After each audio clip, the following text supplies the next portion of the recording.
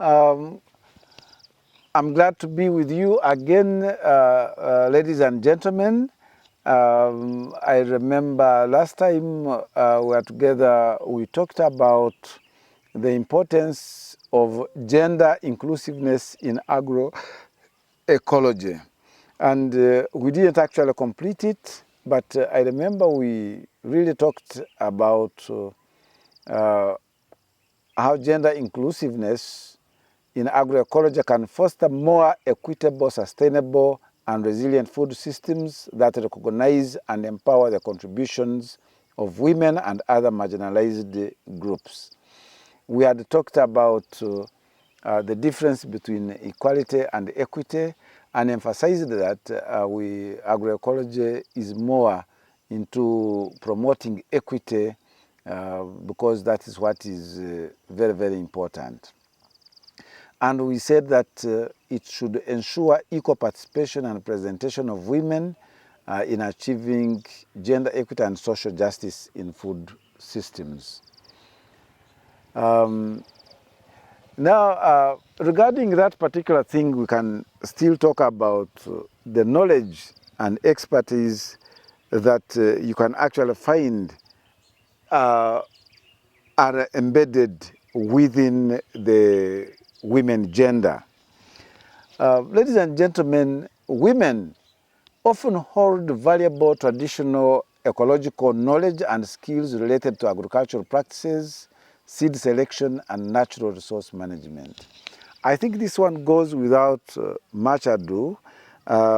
We do understand that even when we are referring to our seed, we usually remember our grandmothers and mothers because they are the ones who have actually been very, very careful on trying to know how best to select the best seeds.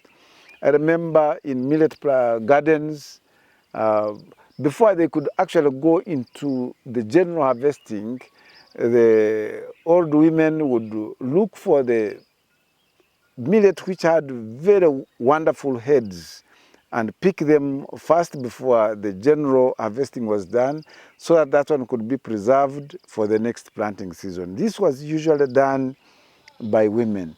So when you get to understand the knowledge and skills about seed selection, you'll find that women have quite a lot that they know in comparison to what their counterparts, the men, do know. It is also very important to incorporate women's perspectives and expertise to enhance the holistic understanding and implementation of agroecological practices.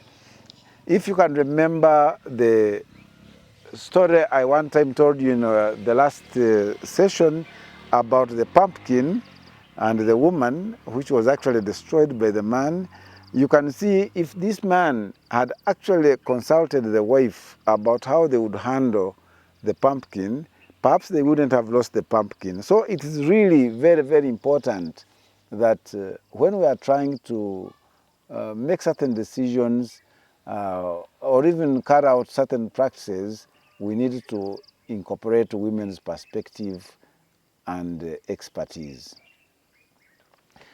About livelihood and food systems, women play a significant role in agricultural production. They also play a very significant role in food processing and household food security in many parts of the world. You will actually find women at the forefront of producing food, even when it comes to food processing. If there are people in the pastoralist community, you'll find the women are the ones who churn milk and turn it into ghee. If you go into areas where people engage mostly in crop production, you'll find that they are the women who will mostly do the threshing and sieving of various seeds and grains and legumes and storing them. And you will see that they are the ones who also can know how to save some food that can actually be used in future in case some times of hardships came around.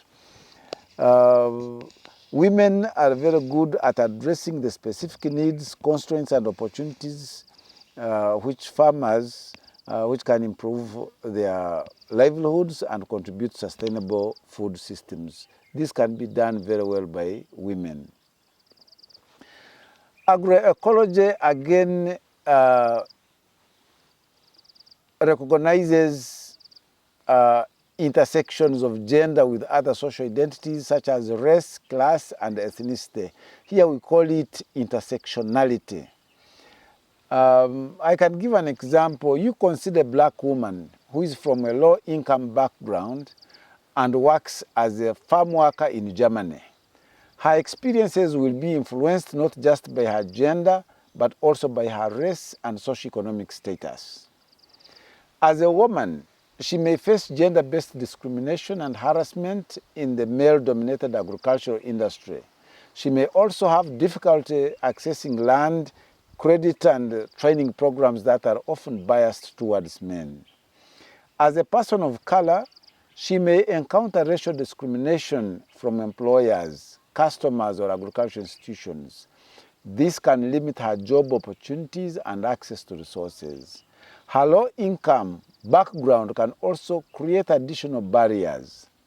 She may lack the financial cushion to weather poor harvests or market fluctuations. Affordable childcare and transportation to reach the farm may also be challenges. The combination of being a woman, a person of color, and from a low-income community shapes this farm worker's unique set of experiences, obstacles, and inequities within the agricultural system. Addressing just her gender alone would not fully capture or resolve the complexities she faces. This example illustrates how agroecology recognizes the intersections of different social identities in shaping one's lived experiences and challenges in agriculture and food systems. So, addressing the unique challenges and experiences of women from diverse backgrounds is essential for creating inclusive and equitable agroecological practices. Still with the gender inclusiveness in agroecology, we need to also to understand how this one relates to resilience and adaptation. Women often play a crucial role in adapting to climate change and other environmental stresses through their agricultural practices and household management strategies. And incorporating women's knowledge and experience can enhance the resilience of agroecological systems. An example we can give is you look at how climate change disrupts agricultural seasons and yields, and you'll find that women are adapting by diversifying the crops grown in their home gardens. The woman knows that now we are not very sure when the rains will come, whatnot. So she will not just grow only maize. You'll find she's growing maize, intercropping them with beans, intercropping them with cassava. Meaning that if the dry season, if the rainy season became too long, the beans may actually not yield well, but the maize will come up. If the rainy season ended too early, the beans will have matured and she may lose the maize. But you'll see that she's already organizing how to adapt to such problems. You'll find that they even know the drought-resistant varieties. They'll say at this time, if you are growing beans, you grow this variety because this one is a short-term one, it will mature very fast, or this one can withstand heavy rains. So women can do quite a lot in adapting to effects of climate change. So incorporating women's knowledge and experiences can enhance the resilience of agroecological systems. I think we can stop here this time, and we shall resume with another topic next session. Thank you very much for attending.